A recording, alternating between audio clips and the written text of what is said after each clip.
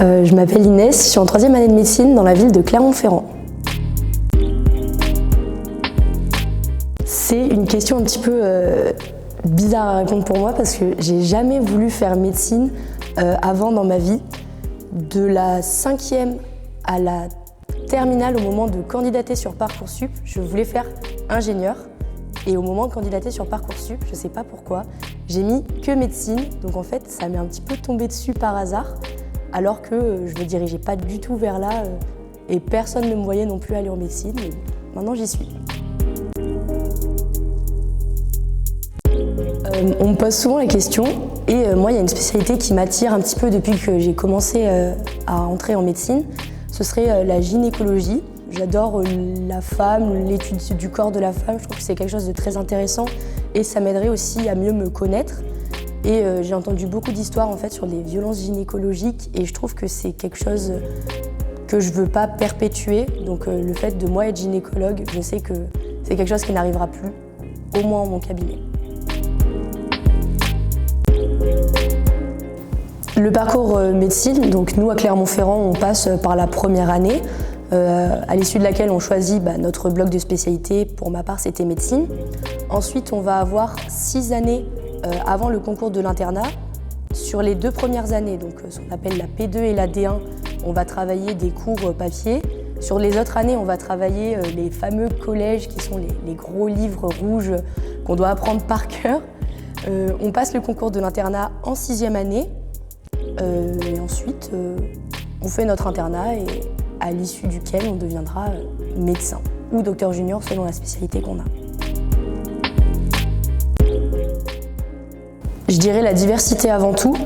On peut voir toutes les parties du corps humain, on peut voir le côté organe, on peut voir le côté microgénétique. C'est quelque chose qui est vraiment très très large comme panel et moi je suis quelqu'un qui me déconcentre très rapidement. Et le fait d'avoir énormément de matière comme ça fait que je peux changer de sujet en restant dans la même globalité qu'est la médecine. C'est quelque chose que j'apprécie.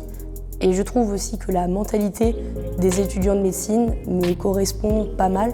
J'ai énormément d'amis avec beaucoup de visions différentes, mais c'est vrai qu'on se rassemble quand même sur un point qui est l'altruisme et essayer d'aider l'autre au maximum. La quantité de travail est très très importante et il y a une énorme part de par cœur sans compréhension. Personnellement, j'apprécie pas du tout, j'ai énormément de mal avec le par cœur. Je préfère largement comprendre un cours et à la fin, je vais le savoir sans même m'en rendre compte, plutôt qu'apprendre tout un tas de petites molécules. Typiquement les médicaments, moi ça me terrifie, apprendre tel médicament va pour telle maladie, il fait tel effet. Je trouve que c'est quelque chose de difficile et on en retrouve quand même pas mal en médecine. Donc il faut avoir quand même le cerveau bien accroché pour apprendre du tout petit détail par cœur. Hors période partielle, je fais environ 8h, 18h à la BU. Le midi, je mange avec mes copains, mais moi j'ai une règle, c'est une fois que j'arrive chez moi dans mon appartement, je ne touche plus un cours. Je ne veux pas mettre d'énergie, de leçons dans mon havre de paix. Je travaille une fois que je suis à la BU. Dès que je sors de la BU, je ne suis plus du tout sur le travail. Je fais du sport avec la fac, je fais du volley, du tennis et du foot. Avec l'équipe, le foot c'est l'équipe de la fac. Mais par contre, quand je suis en partiel, le rythme change. Là, on est à un mois des partiels. Je fais du 8h, 20h, voire 8h, 22h, où je suis vraiment à fond.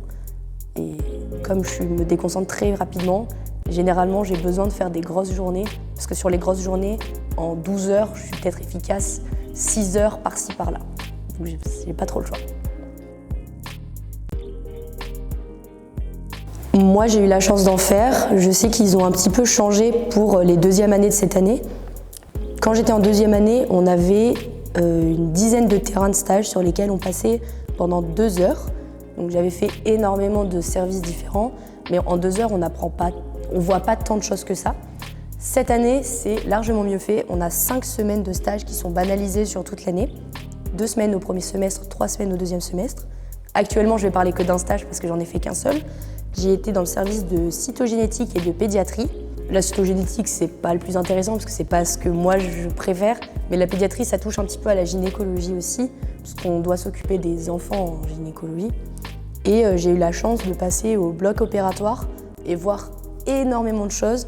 Donc j'ai vraiment très hâte de faire encore plus de stages et je sais que c'est vraiment ma partie préférée dans l'année. La fameuse méthode DJ, on est énormément à l'utiliser en santé. Moi, je l'ai un petit peu adaptée. Je découvre un cours, donc un certain jour, je l'appelle le J0. Le lendemain, je vais faire une fiche de ce cours très complète dans laquelle je vais garder en fait toute la structure du cours avec les grands A, les grands B, les petits C, les petits D, faire ma fiche. Et après, étant donné qu'on a 2000 pages par semestre à peu près, si on est gentil, à apprendre par cœur, je me concentre plus que sur les fiches et je relis plus mon gros cours. Donc J3, je relis ma fiche, J7, J15, J30, J45. Et je sais qu'après, je bosse beaucoup sur les annales de cours quand on arrive aux 2 dernières semaines avant le partiel.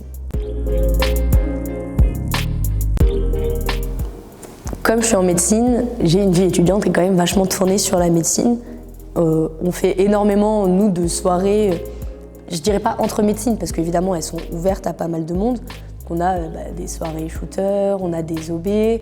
Après, si on sort vraiment de la médecine, il y a quand même quelques petites activités culturelles. Il y a quand même des musées, on a des parcs. Moi, j'adore l'aérando, donc on est quand même servi dans la superbe chaîne des Puys qui nous entoure. Mais c'est vrai qu'en termes de vie étudiante, ça vaut pas Paris. Mais moi, je pense qu'à partir du moment où on a le bon groupe d'amis, même si on ne va pas sortir en boîte tous les week-ends, on va quand même réussir à s'amuser, quoi. Les professeurs, ça fait un petit peu peur d'aller leur parler. Généralement, on pense qu'ils n'ont pas trop le temps de nous recevoir, nous dire les choses. Et d'un côté, c'est vrai. C'est pas le professeur qui va t'aider à t'organiser. Le professeur, il va plutôt t'aider à comprendre. Dire s'organiser, c'est surtout prendre en fait le tableau récapitulatif de tous les cours qu'on va avoir, se dire ok, sur cette matière, je vais avoir 500 pages. Donc je vais découper ces 500 pages pour en faire le nombre égal toutes les semaines. De 8h à 10h, j'ai le temps pour faire 30 pages de reproduction. Après, je vais faire de la génétique, 10 pages, parce que c'est une matière qui est un petit peu moins lourde.